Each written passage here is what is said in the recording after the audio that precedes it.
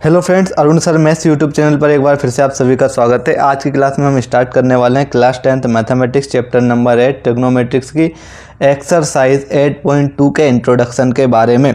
Last तक बने रहिए, पूरा बेसिक कॉन्सेप्ट के साथ ही आपके इस चैप्टर को इतना स्ट्रॉन्ग बना दूंगा कि आपकी जो कमज़ोरी है, कई बच्चे ट्रिग्नोमेट्री से बहुत डरते हैं, क्वेश्चन को सोल्व नहीं कर पाते हैं, लेकिन यकीन मानिए आप अगर ट्रिग्नोमेट्री का पहला पार्ट से लेकर लास्ट पार्ट तक देखोगे तो आप इतने एडवांस हो जाओगे ट्रिग्नोमेट्री में कि आपसे कहीं से कुछ भी पूछ लिया जाए, फॉर्मूले याद करने की ज़रूरत नहीं पड़ेगी, फॉर्मूला बनाना सीख जाओगे। विश्वास नहीं हो तो पिछली वीडियो इस चैप्टर की देखिए, इसके बाद आप इस वीडियो पर आइए। ठीक है, तो आइए स्टार्ट करते हैं हम ट्रिग्नोमेट्रिक टेबल को। तो ट्रिग्नोमेट्रिक टेबल बनाने के लिए मैं इस तरीके से यहाँ एक लाइन ड्रॉ करूँगा, है ना। थोड़ा सा टाइम लगेगा लेकिन आप पेशेंस रखिए, पूरी टेबल को बेहतरीन तरीके से आज हम बनाना सीखेंगे। तो इस तरीके से हमने एक टेबल ड्रॉ कर लिया यहाँ पर। और इस टेबल में हम कुछ वैल्यू लिखेंगे। तो यहाँ पर आप सबसे पहले क्या लिखो, 0 लिखो। यहाँ पर सबसे लिखो पहले 0, यहाँ पर लिखो 1, यहाँ पर लिखो 2, यहाँ पर लिखो 3 और यहाँ पर लिखो 4। 0 से लेके 1 तक, आप 0 से लेके 4 तक लिखना है आपको। और यहाँ पर सबको 4 से डिवाइड कर देना। सबको किससे डिवाइड कर देंगे हम, 4 से। तो यहाँ इसको भी 4 से डिवाइड और 4/4। इसके बाद आप क्या करोगे, सब पे रूट लगा दो। इस पे भी रूट कर दो, इसका भी रूट कर दो, इसका भी रूट कर लो, रूट 3/4 और यहाँ पर रूट 4/4। अब यहाँ पर आपको लिखना सबसे पहले 0 डिग्री, ठीक। यहाँ पर आपको लिखना 30 डिग्री, यहाँ पर आपको लिखना 45 डिग्री, यहाँ पर आपको लिखना 60 डिग्री और यहाँ पर आपको लिखना है 90 डिग्री की वैल्यू। इन टेबल्स में आपको लिखना है यहाँ साइन, कोस, टेन, कोट, सेक और लास्ट में आएगा आपके पास कोसेक। अब देखो, साइन 0 डिग्री की वैल्यू अगर आपको निकालना है तो 0 को 4 से डिवाइड करोगे, क्या आएगा, 0 आएगा। यहाँ फोकस करना फर्स्ट वाले कॉलम में, है ना, सेकंड वाले कॉलम में। 0 को 4 से डिवाइड करोगे, क्या आएगा, 0। और 0 का रूट करोगे 0, इसका मतलब साइन 0 डिग्री की वैल्यू 0 हो जाएगी। रूट 1/4, रूट को 1 को रूट से बाहर निकालोगे तो 1 और 4 को रूट से बाहर निकालोगे तो 2, तो ये हो जाएगा 1/2। 2/4 क्या होगा, अगर आप इसको कैंसिल कर दोगे तो ये 1/2 हो जाएगा, है ना। 2/4 को हम क्या करेंगे, रेशियो को अगर सिंपलेस्ट फॉर्म में लिखेंगे तो 1/2 और 1/2 का जब स्क्वायर रूट करेंगे तो 1/2 का तो 1 का तो हो जाएगा हमारे पास 1, लेकिन 2 स्क्वायर रूट से बाहर नहीं निकलेगा तो आप डिवाइड में क्या लिख दोगे, 1/√2। ये तो √3 तो एज इट इज़ रहेगा क्योंकि ये स्क्वायर रूट से बाहर नहीं निकलता, लेकिन 4 जब रूट से बाहर निकलेगा तो ये क्या हो जाएगा, 2, क्योंकि 4 का स्क्वायर रूट 2 होता है। 4/4 कितनी बार कैंसिल होगा, 1, और 1 का स्क्वायर रूट क्या होता है, 1। तो यहाँ अगर आप देखोगे साइन 0 की value 0, sine 30 degree 1/2, sine 45 degree 1/√2, sine 60 degree √3/2 और साइन 90 आपके पास 1 हो जाएगा। तो साइन की वैल्यू आप इस तरीके से निकाल लोगे। अब बात रही कोस की वैल्यू निकालने के लिए, तो जो साइन की वैल्यू दी है, देखो एक चीज़ और यहाँ पर और नोटिस करो, ये सब इंक्रीजिंग ऑर्डर में साइन की वैल्यू जैसे जैसे एंगल बढ़ते जा रहे हैं, यहाँ पर वैल्यू भी साइन की बढ़ती जा रही है। 0 पहले 0 डिग्री पे 0 थी, लेकिन 90 डिग्री पे आके क्या हो गई है, 1 हो गई है। अब जब कोस की हम निकालेंगे तो हम इसको क्या कर देंगे, पीछे से लिखना स्टार्ट कर देंगे। जैसे जो साइन 90 की 1 थी, अब वो वैल्यू कोस 0 की हो जाएगी, तो इस वाली वैल्यू को यहाँ लिख लेंगे। इसके बाद हम लिख लेंगे √3/2, इसके बाद 1/√2 और यहाँ पर आ जाएगा 1/2 और यहाँ पर आ जाएगा 0। जस्ट हम क्या कर देंगे, अपोजिट कर देंगे। जो 90 की थी वो 0 की, जो 30 की वो 60 की, 45 साइन और कोस के दोनों के केस में साइन 45 भी 1/√2 होता है, कोस 45 भी क्या होता है, 1/√2।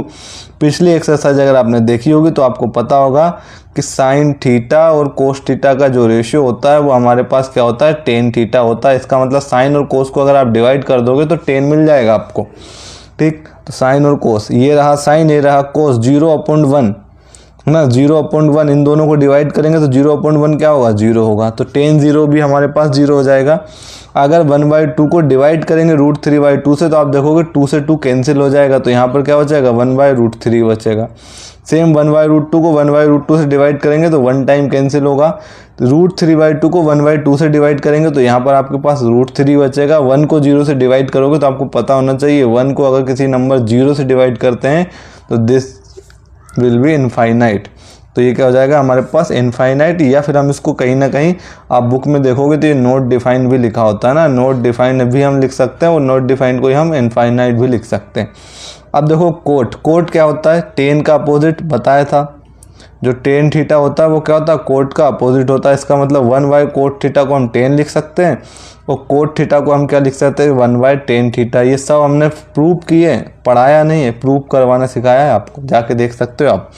अब यहाँ पर क्या करोगे, टेन का अपोजिट, अपोजिट मतलब रेसिप्रोकल, अगर इसके डिवाइड में कुछ नहीं है तो 1 है, तो ये 0/1 है, पलट के क्या हो जाएगा 1/0, 1/0 क्या होगा इनफाइनाइट। 1/√3 इसका रेसिप्रोकल करोगे तो ये √3/1 और अपॉन में 1 लिखने की ज़रूरत नहीं होती है। इसको डिवाइड करोगे 1 से तो इसके डिवाइड में कुछ नहीं है तो क्या है 1 है, और 1/1 क्या होगा 1 होगा, इसका रेसिप्रोकल भी 1 ही हो जाएगा। यहाँ अगर आप देखोगे √3 उसके डिवाइड में कुछ नहीं है तो क्या है 1 है, और √3/1 इसका रेसिप्रोकल करोगे तो 1/√3 होगा ये। अब इनफाइनाइट है यहाँ पर, आप चीज़ देखो इनफाइनाइट, तो इनफाइनाइट कब मिलता है हमें 1/0 करने पर इनफाइनाइट मिलता है। इसका रेसिप्रोकल कर दो तो ये क्या हो जाएगा 0/1 और 0/1 क्या होगा 0, तो इसका मतलब ये हो जाएगी 0। सेक देखो, सेक क्या होता है, तो ये भी मैंने पढ़ा है भाई साहब, है ना। सेक जो होता है वो कोस का रेसिप्रोकल होता है, कोस का रेसिप्रोकल होता है या कोस का अपोजिट कह सकते हैं। तो जो कोस की वैल्यू है उसी की अपोजिट वैल्यू है, उसी का रेसिप्रोकल कर दो तो सेक की वैल्यू आपको मिल जाएगी। यहाँ अगर आप देखोगे 1, कोस की वैल्यू क्या है 1 है, तो यहाँ 1 के डिवाइड में क्या है 1 है, तो ये भी 1 हो जाएगा। यहाँ पर अगर आप देखोगे ये √3/2 है, तो ये वैल्यू हो जाएगी 2/√3। इसी तरीके से ये 1/√2 है, तो ये 1/√2, तो ये √2/1 और √2/1 इट मीन्स √2।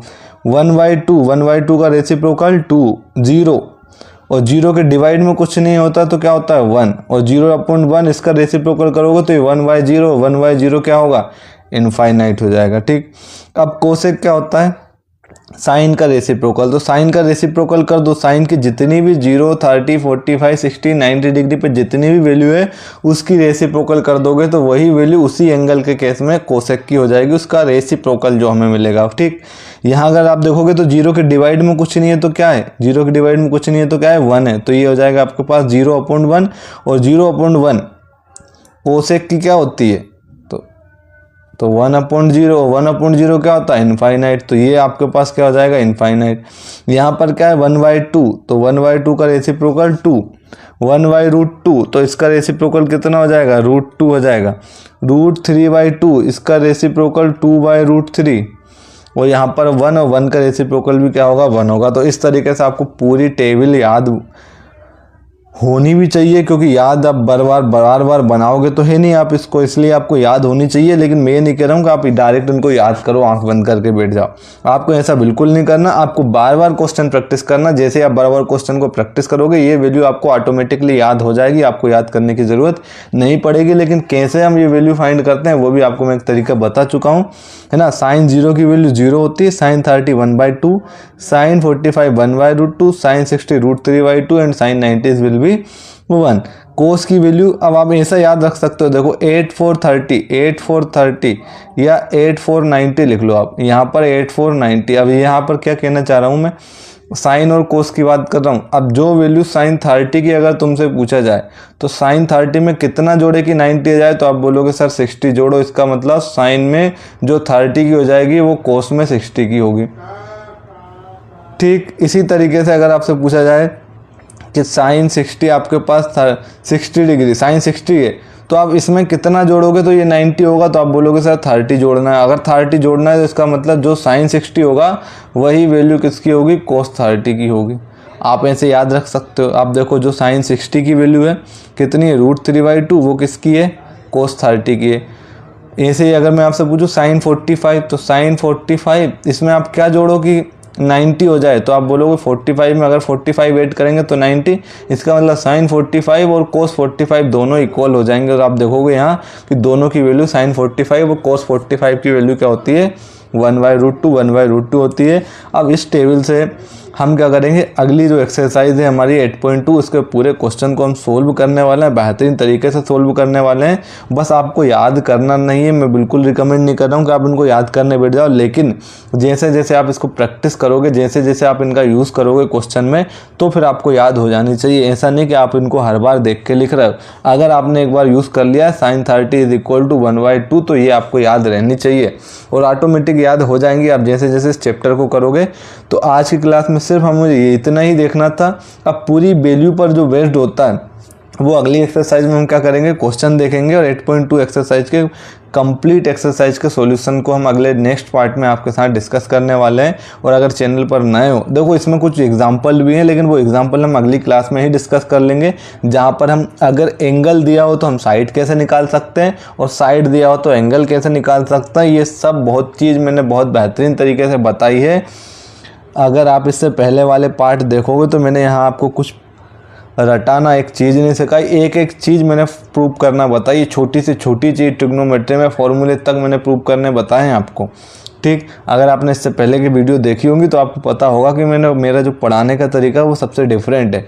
क्वेश्चन कराना मेरा मकसद नहीं है, क्वेश्चन को सोल्व कराना है, क्वेश्चन आ जाना मेरा मकसद नहीं, लेकिन क्वेश्चन को कैसे अप्रोच करते हैं, कैसे आप वैल्यू को याद रख पाते हैं, इन सब चीज़ों के बारे में मेरा ज़्यादा फोकस होता है, ताकि आपके कॉन्सेप्ट अच्छे तरीके से बने, ताकि 10th नहीं आप आगे की क्लासेस में जाओ या फिर आगे अगर कोई कंपटीशन एग्ज़ाम की तैयारी भी करो तो वहाँ आपकी वैल्यू कॉन्सेप्ट पर डिपेंड करती है। क्वेश्चन सोल्व करने की जो टेक्निक होती है वो सिर्फ कॉन्सेप्ट से आती है। ठीक है, मैथ्स में कॉन्सेप्ट ही जादू है भाई। इसलिए अब इस जादू को यहीं ख़त्म करते हैं और नेक्स्ट क्लास में अगले जादू के साथ एक्सरसाइज 8.2 के क्वेश्चन को डिस्कस करने वाले हैं हम। तब तक के लिए थैंक यू, धन्यवाद। और हाँ, अगर वीडियो अच्छी लगे तो भाई लाइक और सब्सक्राइब कर देना, उस चैनल को सब्सक्राइब तो कर ही देना। और अगर देख रहे हो अच्छी लगी होगी तो कमेंट भी कमेंट करके ही जाना, ठीक, कमेंट बॉक्स में।